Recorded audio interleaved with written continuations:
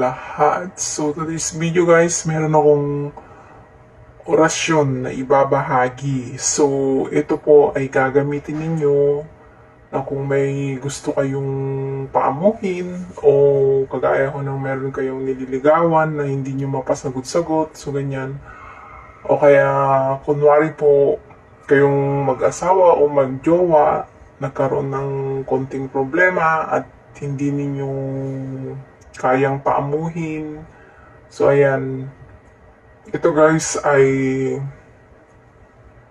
pwede siyang panggayuma. So pakatatandaan ninyong lahat na huwag kayong magmalabis sa mga orasyon kasi ito ay nagkakaroon ng tinatawag nilang balik. So ayan guys, kung maganda naman ang intention mo para mapaamo tong tao na to at gusto mong mapasayo, yan ay bibiyayaan ka talaga ng may kapal para makuha mo talaga siya. Tutulungan ka pa niya. Pero kung ito ay gagamitin mo lang sa masama guys, huwag na ho ninyong ituloy. So, ang paggamit ho ng orasyon ayon ho sa inyong paniniwala.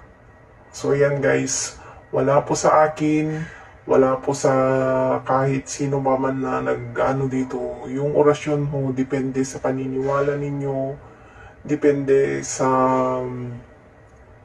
pagsisikap ninyo sa buhay. Kasi kahit anong pong orasyon ang meron kayo, kahit naman ho anong pampaswerte sa inyo na ginagawa ninyo, kung hindi naman ho kayo nagsisikap at lagi naman ho kayong paladaing, lagi naman ho kayong naghahanap ng guys, so talagang may pagkakataon talaga na binibigyan kayo ng chance para maging totoo kayo sa lahat ng hinihiling ninyo sa buhay.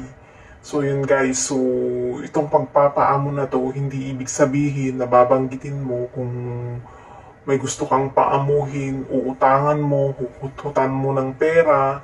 So huwag ninyong gagawin ito guys. So ang mga orasyon na ito ay makakatulong. Yung pang solusyon, hindi gagamitin na pang masama sa kapwa. So ito guys, i-screenshot na lamang ninyo guys. Ito po yung orasyon. So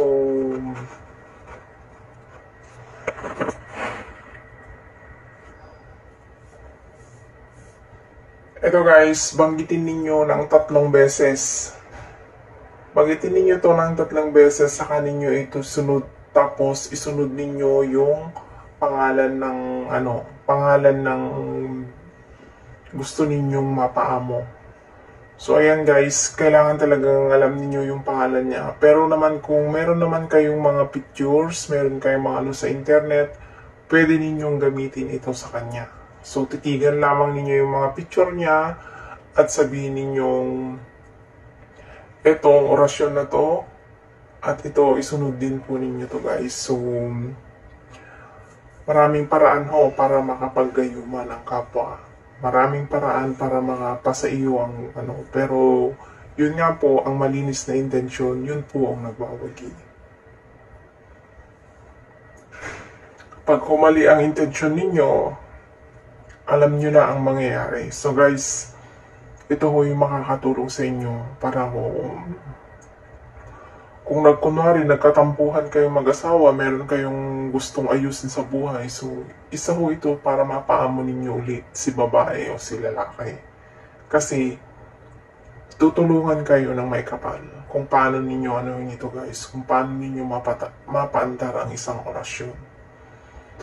Ito, pag ginamit nyo ito sa panggayuma o pagpaamo sa mahal mo sa buhay, gamitin mo ito bago ka matulog.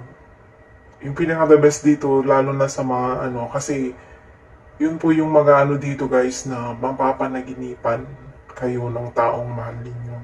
So ito, magtatawag kayo para mong anuhin siya, para sumagi o magbalik yung magandang